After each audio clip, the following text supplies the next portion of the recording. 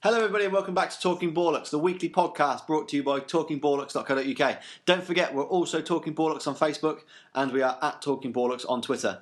We've got a few bits lined up for you today, starting off with a very special. Matt Rogers is going to give us the lowdown on the World Cup news from this week with the switch to the Winter World Cup for Qatar. Then we're going to move on to a bit of a competition between us where we're going to give you a profile of who we think is going to be the first Premier League manager to get sacked. And then we're going to move on to a couple of other bits and pieces. And of course, Johnny Poyser's piece of information is there to see you into the next week. So we'll start off with, Matt, you have a rant, I believe, about the World Cup. Yes, I do. Can we hear Ready it? for this? Yes. Okay, so the news is that the Qatar World Cup has been confirmed to run from the 21st of November to the 18th of December. Now, what do I think of this? Well, what do we want from a World Cup? You want the best teams playing the best football in front of passionate fans who celebrate together for a month of football in a country that loves the sport and will inspire the next generation to take the sport forward. So let's see how Qatar fills this criteria. Okay? So playing the best football needs decent weather. Now, even in November in Qatar, you don't get decent football weather. The temperatures are between 26 and 32 degrees, and that pretty much compares to the weather you'd get if you went on holiday to Spain in August. So if we have any ginger players in 2022, they are really going to struggle. And the humidity ranges from 40%, which I found out is classed as comfortable, up to around 93% and sometimes even 100% humidity, which is classed as very humid, or I guess like playing in a sauna. Now, all this is going to do is give us low intensity games. Walking football, water breaks, that is not what we want to see from a World Cup. Walking football does seem to be a trend at the moment. Sorry, carry on. But, okay, so that's one point I think they failed on, the best football. The next bit I said was the best teams. Qatar has a population of just 2.1 million people, or 2 Birminghams, and their national team is ranked 94th in the world. That's one better than Mozambique. Their closest European rivals are Finland and Latvia. Now, if Finland or Latvia qualified on their own merit, fair enough, but Qatar aren't qualifying on their own merit. They're qualifying because they've paid the most money. Even in their own qualification group, they're behind Uzbekistan and Iraq. Who's the manager of Uzbekistan now? I know Quiros went out there, but that was the club, wasn't it? Maybe, I don't know. Wasn't it Big Phil? Oh, it could have been Big Phil, but he might have done it. They've got quite a big club out there. Well, anyway, sorry, we digress. Deep pockets. Yeah. And deep pockets, which is why the World Cup's going out there. But anyway, at least the Qataris love the sport and fans from around the world can have a drink and watch the tournament together. Not quite. From 2010 to 2013, there's been a reported 1,200 deaths in building infrastructure. Many of these with regards to this new World Cup. Their human rights record is appalling, so to reward a country with a World Cup is not something that a governing body with interest for anything other than themselves would have sanctioned. And if you're a fan, there's some going on about human rights, if you're gay, don't bother. Homosexuality is illegal, so you have to follow Sepp's advice, which is don't be gay. But, okay, so putting all that to aside, at least it will leave a legacy. Just like the legacy that even in Brazil, with the football ingrained into its culture like it is now using the stadiums as bus stations, because that's all they use. They can't fill the stadium, so the car parks are now bus stations, even in Brazil. So I can't see Qatar getting anything out of it. And not only that, but the key point of moving it to a Winter World Cup is that we have to mess up all of the seasons around the world pretty much that play from a September to May. And we then, as fans, don't have anything to look forward to in the summer. What am I going to do in the summer of 2022? Our only hope is that the current investigations into Sepp and FIFA find some wrongdoing, which will be there if you look hard enough, and it gets changed. And that's all I have to say about that. That is a very well-worded rant. In the interest of balance, today I've been trying so hard to try and dig up some positives, and the best I could come up with was to kind of just copy what Gary Neville said when he said that for our football to be disrupted once every 28 years, it's worth us putting up with the inconvenience so that football can be taken to a whole new place and a whole new set of people. That's the best I could do. But there must be better countries in Asia who could host it. Probably, but how deep are their pockets? Well, I think probably the biggest advantage of having it in Qatar is that you are bringing the biggest football competition in the world to an area that has never hosted it. And, I think it is to get people more interested in football at that part of the world. I don't know if you guys have heard, they're actually going to build a city from scratch for the World Cup. There is going to be a city called Lusail. It doesn't exist at the moment. It is currently desert, and it will cost £45 billion, and it's going to possibly accommodate 450,000 people, and that will be built before the World Cup.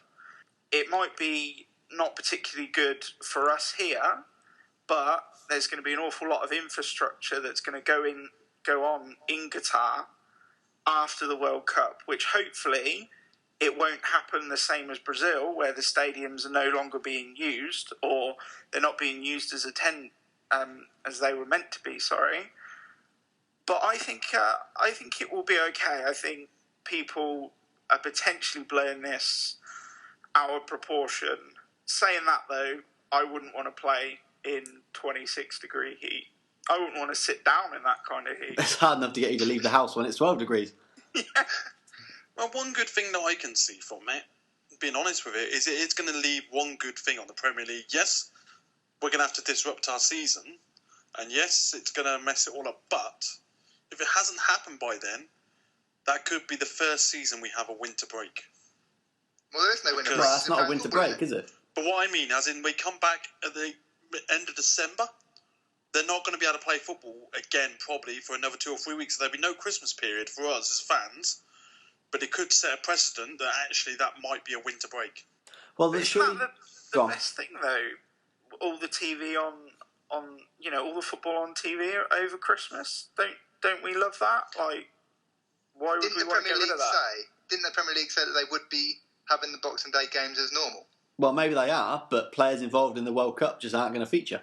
So theoretically, the standard plummets when your superstars aren't there because they've reached the latter stages of the tournament. I suppose the question is, for instance, completely different sport, but rugby, all their top stars come away, the league campaign still continues.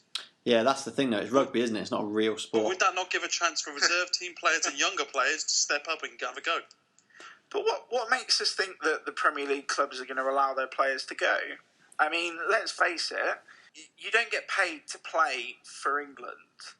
So the clubs pay the players' wages. Now, if those players are going to be gone for important games in the Premiership, what makes people think that the Premier League clubs are going to allow those players to go off and play in the World Cup? Do you really think any sort of real passionate England player is going to say, I'm not going? Would Wayne Rooney, Steven Gerrard, Frank Lampard, John Terry, these sort of calibre of players, would they have turned around and gone, stuff that, I ain't going to the World Cup? They would have gone, no matter what. Even if their club said, well, if you go, we won't pay you? There's a clause in the contract, I dare say, between them and the FA that says you have to release these players. You don't have a choice. Research mode for the next podcast. Yeah. I will find out. But surely the European domestic leagues, now it's been decided, are going to shift their start time, their start date to try and accommodate it, maybe. It's going to disrupt about 2, maybe 3 seasons, isn't it, doing it? Well, if they're going to knock it on a bit, then yeah, it is until it gets back to quote-unquote normal. Unless, like you said, they just incorporate a winter break. But even that, they'd have to shift it over slightly. The only thing I can think that they'll do is they will start the season earlier. Instead of it starting the middle of August, it will, you'll come back and you'll be playing your first Premier League games maybe in the middle of July. And then you'll end them in the middle of June rather than May. Yeah. So there'll just be a short break, and then they'll have this break when the World Cup is on, and then it like Poyser says. Sorry, like Poyser said, that would affect 3 seasons. Yeah. Because you've got the season that gets the World Cup in the middle of it, then you get the early start, which affects the end of the last season, then you get the late finish, which affects the early start of the next one. And how much financially is that going to impact on clubs missing out on pre-season friendly tours, on sponsorship deals from these tours? It's going to really hurt them. Or are we being narrow-minded, and this is a chance for football, which is obviously already a global brand, to get to even more people? Maybe this is going to be the big spark for the Middle Eastern countries to go, wow, the World Cup's here. There's, we're going to make this our sport. We're going to really go for this. And could you imagine if a lot more of them invested their money? Well, it might end up with a lot more Qatari businessmen investing in the Premier League. Is that what we want? I think there's too many oil wars going on at the moment. There is. Would you take a Qatari businessman coming by Middlesbrough? The North East is certainly missing a huge conglomerate to take over the sleeping giant like Middlesbrough. However, don't forget though, we're talking 2022. By then, we'll have probably won the Champions League a couple of times. Yeah, true. You've just won 7 games in a row, haven't you? Certainly have. Beat Leeds today.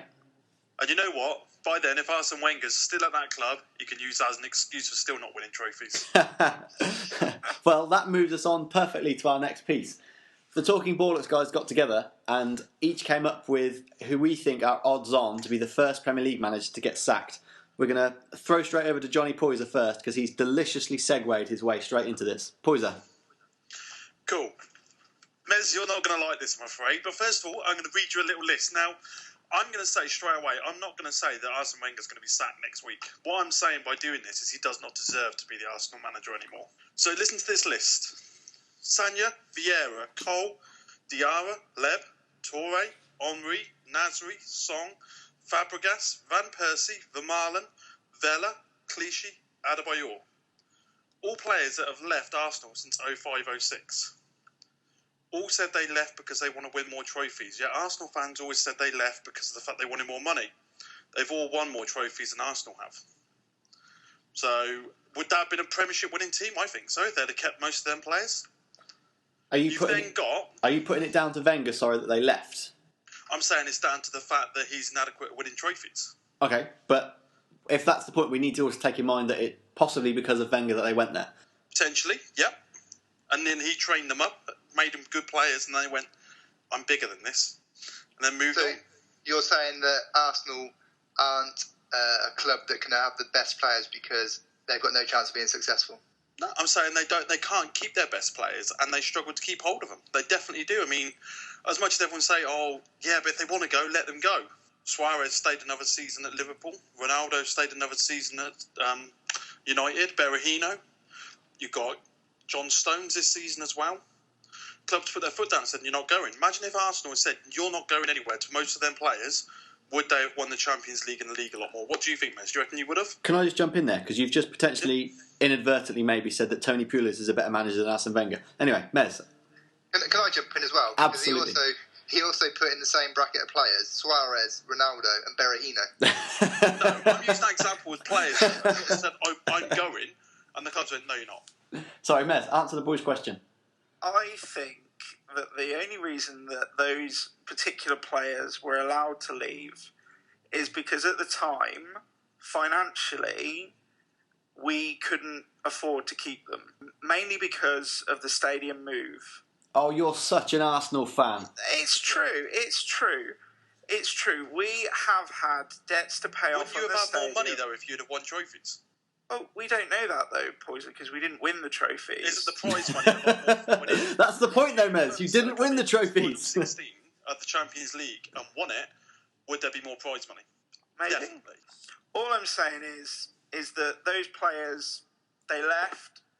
Fair play to them if they've gone on and got success. But, Wenger has his reasons for letting players leave. I'm sure if he wanted to keep them, he would have kept them.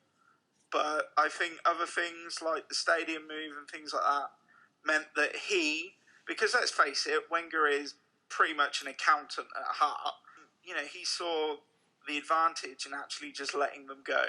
Okay. Well, like I say, got a couple more questions to you. I'll throw it back to you though, Poyser. You say that he's gone on. They've gone on and they've left, and they've been successful and things like that. And we could have won this, we could have won that. But we have still qualified for the Champions League every single year. And I'll just throw it out there: a certain club that you support hasn't or hadn't for a couple of years. So who it, 1 year. how can you say that Wenger is a failure? 2 other questions to you then. When was the last time you beat Manchester United, Manchester City, or Chelsea? No idea. 2011. Okay, but we're kind of going slightly off kilter. I don't think... No. This is what I'm saying about Wenger. This is all the points I've got. Okay, So he's inadequate to beat a top 4 team. To win a trophy or win the Premiership, you need to beat the other top 4 teams. He hasn't got the tactics to be able to do that since 2011. Okay. Didn't they beat Man City away last year? And didn't we win the FA Cup 2 years in a row? I'm talking about league. Sorry. I think they beat Man City away last year, 2-0. From what I've looked on the website, they didn't. I'll double check. I'll have a look in a minute. And then Champions League. That's the other big thing I've looked at. Your record is last 16, quarter-final, semi-final, last 16. Right. So why haven't you won that? Wenger should be winning these big trophies and be able to get there. This is why I don't think he anymore. At this point in time, he's a good manager. Don't get me wrong. Back in the day, he was great. I feel the game has outgrown him now, and he no longer deserves to be the Arsenal manager. I feel it's time for fresh blood in that club to re-energise it and to get it remotivated again. Okay, I think that's a really good closing statement, to be honest with you. Mez, we're going to jump to you next. I think that my manager, or my choice, currently is Brendan Rodgers. I think that this week, with the news or the statement from a certain Jurgen Klopp, who's come out and said that he would be interested in managing in the Premier League, with the current mood around Anfield and with Rodgers, and let's face it, his mixed bag of results. I know he won at the weekend against Aston Villa, and it was great to see Daniel Sturridge back and scoring. But I just think it's now or never for Liverpool. Rodgers' contract runs out at the end of the season. I think if you get a chance to sign a manager like Jurgen Klopp with everything that he did at Dortmund, I think they should take it, and I think they will. I think Brendan is very good at a lower team, and I think he proved that at Swansea, where you're not under the spotlight as much as Liverpool. I think with Liverpool and the way that their fans are, it's a huge club. They've got a huge club and a massive club mentality. And I just don't think Brendan Rodgers is the guy that's going to take them back into that steady qualification for the top 4 that someone like, Rafa Benitez managed to do for them years ago. Or someone like an Arsene Wenger can do. Or someone like Arsene Wenger can do. But I really think that Jurgen Klopp could really take Liverpool places. I think he would be better in the transfer market. I don't really rate Rodgers in the transfer market. I think he's somebody that's been given far too much money than he can actually handle. And really, probably up until this year, his signings haven't been great. I mean, he bucked the trend a little bit with James Milner, and I think Benteke will be a good signing. But I just think that if Klopp becomes available, Liverpool should snap him up as soon as possible. Okay, fair enough. My pick for the first managerial casualty is Tim Sherwood. The best way I can sum up Aston Villa is they're giving it a go, but they're just not good enough. In 3 games' time, they will have played 10 games. Okay?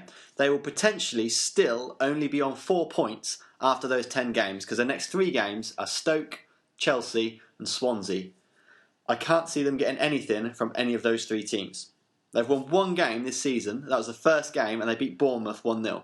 Now, to be fair, they have had quite a tough couple of teams. Like, they've played Manchester United, they've played Palace, and they've played, Leicester as well.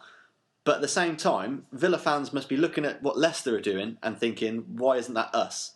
Sherwood, I do not think, is the man to get them out of a relegation dogfight. His managerial pedigree, or he was assistant manager to Harry Redknapp, who got very lucky by having Gareth Bale in his team. And after that, he was assistant to Villas Boas. The silence on that is damning. Tim Sherwood, he's my pick for casualty. But what about all his tactics? That's all I wrote down. I think that's all he wrote down as well for tactics. I'm keeping that in. Rogers, over to you. Oh, okay. So I've gone for one who I don't think is going to get sacked. I think he is going to walk out. Dick Advocaat at Sunderland cannot be there much longer. As a team, I'm going to steal a quote from Alan Hansen here. He used to call some teams this, and I think it's perfect. Sunderland are officially rubbish. They actually are officially rubbish. I mean, they've made signings, but bearing in mind that Advocat is on a year contract, the signings they've made are not for the future, they're for the here and now, but they're not players who are going to keep you up. Players like Barini, Kabul, Mvia and Jermaine Lenz might be talented players, but they're not the ones who are going to get you out of a relegation dogfight. And so they're left with a team that's not good enough and a manager who doesn't even want to be there. He wanted to retire. He did retire. And then they sort of tied his arm behind his back and made him stay on for another year. Didn't the fans buy a load of flowers for his wife? As I think that's right. As like a gesture of don't retire, the fans bought her a load of flowers because he said he was going to retire to spend time with his wife, didn't he? He must be sitting at home looking at those flowers and thinking, no, those flowers aren't worth this. They've probably wilted, mate. Yeah, maybe. like Sunderland. But yeah, he can afford not to do this job anymore. If you don't like your job and you can afford not to, why stick around? They've got 2 games coming up against West Ham and against West Brom.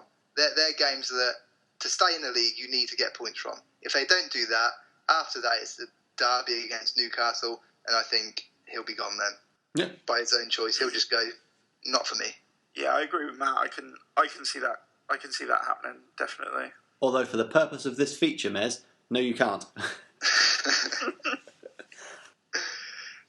The other 2 we were talking about, obviously, were Mourinho and McLaren at Newcastle and Chelsea, obviously, who both didn't really help each other out with the draw at the weekend. Any of you think those 2 might pip any of our picks? I can't see McLaren going because he was brought in specifically for this season, wasn't he? And it would cost a lot to buy him out of his contract, I assume. And we know that Mike Ashley doesn't like spending money. One thing I have heard again about McLaren, just quick, again on the radio this week, 3 different people have said he is a great coach, but I don't think he's a great manager, like we said last week. Yeah, players at this level are already as good as they're going to get. That could be your... you could turn that into a catchphrase, Poiser. This one actually makes sense. Well, since we're talking about the games this week, in classic Talking Ballocks style, we were unanimous in deciding that Manchester City are going to walk the rest of their games in the Premier League. With that slice of humble pie firmly spilt down our shirt, who would like to speak about the Spurs game? Well, I watched it.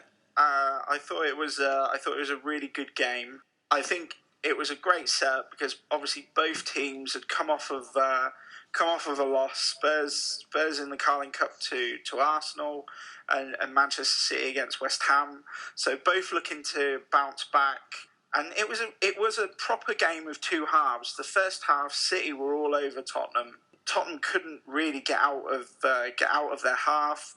Lamella looked lost. Harry Kane, like I said in my talking point, looked like he was lost in Debenhams looking for his parents. He didn't know what to do. But the second half, Spurs really took it to Manchester City.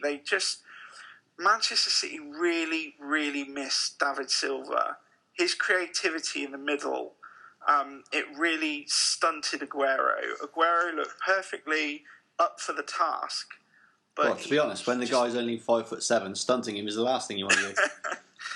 But without Silva's vision, he just looks lost. And, as good as Yaya Toure is, he's not on that same level as David Silva when it comes to picking out passes. But pluses for Tottenham, a great second half. Harry Kane's finally got off the mark, which is, great for him and great for England. And, the way that he took the goal, you wouldn't have thought that was his first finish of the season. It was really composed and it was a really good finish. But then again, the linesman again, refereeing this week has been shocking because three of the goals shouldn't have been given at all because they were offside. It was a game that had everything. But Spurs deserved winners. Can I disagree with you about the Harry Kane finish? Go for it. Because it came to him, and he obviously kicked it towards the goal, but he was not sure until that ball hit the back of the net that ball was going in. He was thinking, please, yes. Well, what was it, 11 and a half hours of Premiership football since he last scored? 12 hours.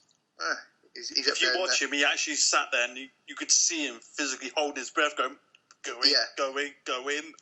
I don't think he was sat there, but either way. So, with that being the swing, with Manchester United now leapfrogging Manchester City, gentlemen, Manchester United going to stay at the top of the league? No. Fair enough. I'd like to think so.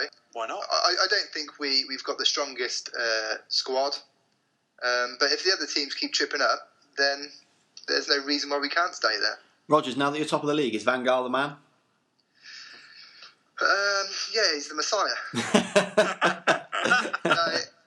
Yeah, he's doing a functional job. He's doing exactly what I thought he would do. He's getting the results. But if Rodgers gets booted out and Klopp goes in, I'm going to be a disappointed man. Is that because you want Klopp for you? Yes. And you don't want Liverpool to get good again? I don't think even Jurgen Klopp could save Liverpool. Right, Poyser, we're going to throw to you to finish us off this week with the piece which doesn't have a better name than Poyser's piece of information. Cool. I have two. One is a bit of a funny story. One is quite a quick one. First You have how many? Have you ever heard of Kano Pillars? No. No. Okay. A team in Nigerian Premier League. They've just, unfortunately, lost their home ground unbeaten run of 12 years, 2 months, and 2 days. That's They amazing. haven't lost a game at home for 12 years. That makes the Invincible season look a bit pathetic, doesn't it? Really, Mez. But 12 years. Could you imagine the heartbreak of losing that game? Can you imagine the party from the other team? Yeah. So that's a bit of a serious one. But the fun one I've got is all about public humiliation. And we've all probably done it at some point in our life, and we've probably all been caught a bit short. But one of the players on there that I'm going to pull up his details for now, Gremino midfielder Douglas, decided in the team huddle at the start of the game, when they're all getting together, all sort of beefing themselves up, going for it, he needed to urinate. So he flopped it out, and in the middle of the team huddle, started to take a whiz. Oh, jeez. So, Poyser, when you said you were checking up his details, what exactly were you looking at? Could you imagine that, though? They all stood there. We've all played Sunday League. Could you imagine just stand there and one of the guys just whacks out and starts pissing on the floor in front of you? I'm pretty sure Ricky Smith had done that before. But that's just humiliating. I'm sorry, but that is disgusting. I mean, we all know the other famous one that Jens Lehmann did it, didn't he? And Fabian Barthez. But not in the team huddle like that. They at least went to the side of the pitch. But yeah, so that's my funny story. So last week I ended it... I can't remember what I ended it on now. It was a funny one last week, wasn't it? A smelly story. That's it. So last week I ended it with a smelly story. This week I ended it with a urinating story. Right, Both disgusting. Yeah, if the guy's eating asparagus, we've mixed the two. I think that about does us for us this week, gentlemen. How are you supposed to end after a guy's just pissed in a huddle? Maybe Well, like on that note, we're all going to huddle up now and Are wish we- you all goodbye. Are we allowed to say pissed? Do I need to blank that out? Just use it as the Americans do for angry. Yeah, that's true. He flopped out his anger.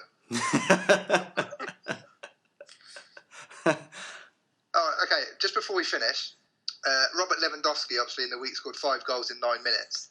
And I thought I'd do a few calculations because I have nothing better to do. And he's currently scored 10 goals in 7 games, right? So if you extrapolate that over the season, in the German league they have 34 games. He would have scored 48 goals in 34 games, right? Which would give him a strike rate of 1.42. Now, he's not going to do that. You think that's impossible? Well, there is a guy called Lionel Messi who, in 2012, 2013, managed 46 goals in 32 games, giving him a strike rate of 1.44. I just thought I'd let you guys know that. That's a fantastic stat to finish the podcast on. Ladies and gentlemen, thanks for joining us once again. Don't forget we are Talking Ballocks on Facebook, at Talking Ballocks on Twitter, and we will see you in a week's time.